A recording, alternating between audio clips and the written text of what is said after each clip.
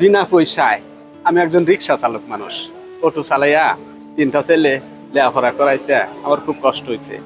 দূর করছে, আল্লাহ তুমি আমার পুত্রে চাকরি দে, আল্লাহ তুমি কবুল করো, মঞ্জুর করো। এগুলি একটা সরকারি চাকরি দিছে, আমিও মানুষের পাশে কাজ করে খাই।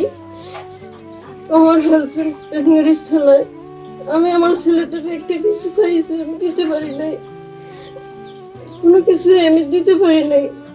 আমার ছেলেটা নিজের যোগ্যতা নিজে কষ্ট করে, অনেক কষ্ট করে আমি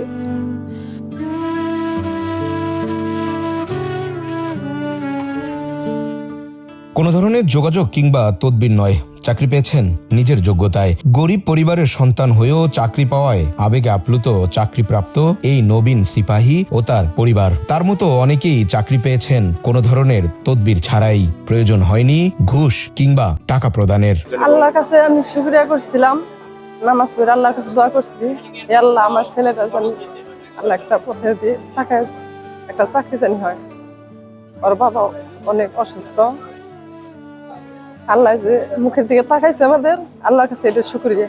আমার ছেলে যে অ্যাপ্লাই করছে, কোনোদিন কল্পনা করছিলাম না এই চাকরি ওর হবে, কিন্তু ইনশাআল্লাহ আল্লাহ রহমতে আর সারেগরের দয়ায় আমি এই চাকরিটা পেয়ে গেছি। এর জন্য খুব গর্বিত, খুব আনন্দিত। আনসার ব্যাটালিয়নের 27তম ব্যাচের নিয়োগ প্রক্রিয়া চলছে। এবারে নেওয়া হবে 2150 জনকে। এর মধ্যে রিক্সা চালকের ছেলে পেয়েছেন চাকরি, এমন আরো অনেকেই আছেন যারা মাত্র 200 টাকা আবেদন ফি দিয়েই চাকরি পেয়েছেন। তাই তো আনন্দটাও একটু ভিন্ন, চোখের পানিতে সেই আনন্দই প্রকাশ। কোনোদিন 1 টাকা না পয়সা, আমি যে রিক্সাওয়ালা এটা মনে রাখবা, যেমন ছোট সংসার তাকে আইছি, আমি যাতে হালাল রিজেক খাইতে পারি, এটাই আমি চাই তোমার কাছে। না, আমার ছোটবেলা থেকে অনেক স্বপ্ন যে ডিফেন্সে চাকরি করবো, দেশে সেবা করবো। সেই জন্য আমি ছোটবেলা থেকে নেশা হয়ে আসছি যে আমি ডিফেন্সে চাকরি করবো। ইনশাআল্লাহ আজ আমি ডিফেন্সে চাকরি পেয়ে গেলাম, দেশের মানুষের দেশে করার সুযোগ পেয়ে গেলাম। এটা কোথাও ঘুষ টুস না দিয়ে নিজের যোগ্যতায় আমি চাকরিটা পেয়েছি, এই জন্য আমি খুব খুশি। তবে প্রতিবারের চেয়ে এবার নিয়োগ প্রক্রিয়া একটু ভিন্ন। যোগ্যতা, মাঠে টিকে থাকার দক্ষতা সব মিলিয়ে নিজেকে জায়গা করে নিতে হবে এই বাহিনীতে। শারীরিক সক্ষমতা পার করে, লিখিত পার করে ভাইবা দিয়ে প্রাথমিকভাবে মনোনীত হয়েছি। এখানে নিয়োগ কার্যক্রম দুর্নীতিমুক্ত স্বচ্ছতার ভিত্তিতে দেওয়া হয়েছে। স্বচ্ছ এবং মেধা এবং যোগ্যতার ভিত্তিতে এই নিয়োগটি সম্পন্ন হয়েছে।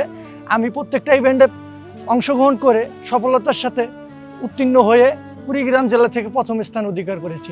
আবেদন ফিস 200 টাকার বিনিময়ে নিজ যোগ্যতা ভিত্তিতে আমার চাকরি হয়েছে। এই জন্য আনসার ও গ্রাম ভর্তিকা বাহিনীর মহাপরিচালক স্যারকে অসংখ্য ধন্যবাদ, এরকম স্বচ্ছ ও নিরপেক্ষভাবে নিয়োগ প্রক্রিয়া সম্পন্ন করার জন্য। এই শারীরিক কসরত স্বল্প সময়ের জন্য নয়, সারাদিন টিকে থাকার পরেই চূড়ান্ত নিয়োগপত্র।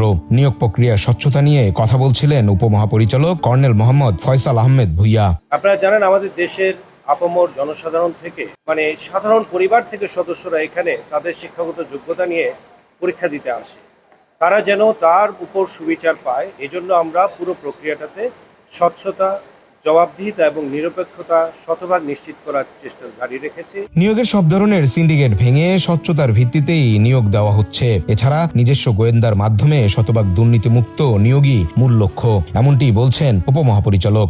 প্রতারক চক্র যাতে করে এখানে তাদের যে অশুভ যে হাতটা, এটা যেন বিস্তার না করতে পারে, সেটার জন্য আমরা প্রারম্ভিক দিক থেকেই আমাদের বিজ্ঞপ্তি প্রচারণা এবং সোশ্যাল মিডিয়াতে বিভিন্ন মাধ্যমে প্রচারণা, আমরা টিভিতে স্ক্রল দিয়েছিলাম এবং বারংবার আমরা প্রচারণা করছি যাতে করে কোনো ব্যক্তি কোনো প্রতারক চক্রের দ্বারা প্রতারিত না হতে পারে। নিজের যোগ্যতা কিংবা কোনো ধরনের যোগাযোগ ছাড়াই নিজেকে যে কোনো বাহিনীর জন্য প্রস্তুত করার কথা বলছেন তিনি। টাকা ছাড়া যে চাকরি হয় তার রোল মডেল হিসেবে আনসার ব্যাটালিয়নকে দাঁড় করানোই যেন তাদের মূল লক্ষ্য। চাকরি যেন সোনার হরিণ, সেই সোনার হরিণকে ধরতেই এভাবে রোদে পুড়ে বৃষ্টিতে ভিজে নিজেদের প্রমাণ করছে আনসার ব্যাটালিয়নের নবভাবে নিয়োগ পাবে এমন প্রাপ্তি এই সদস্যরা। তাদের কিন্তু বাছাই করা হচ্ছে এবং একদিনের এই বাছাই প্রক্রিয়ায় তাদেরকে নিয়োগ দেওয়া হবে।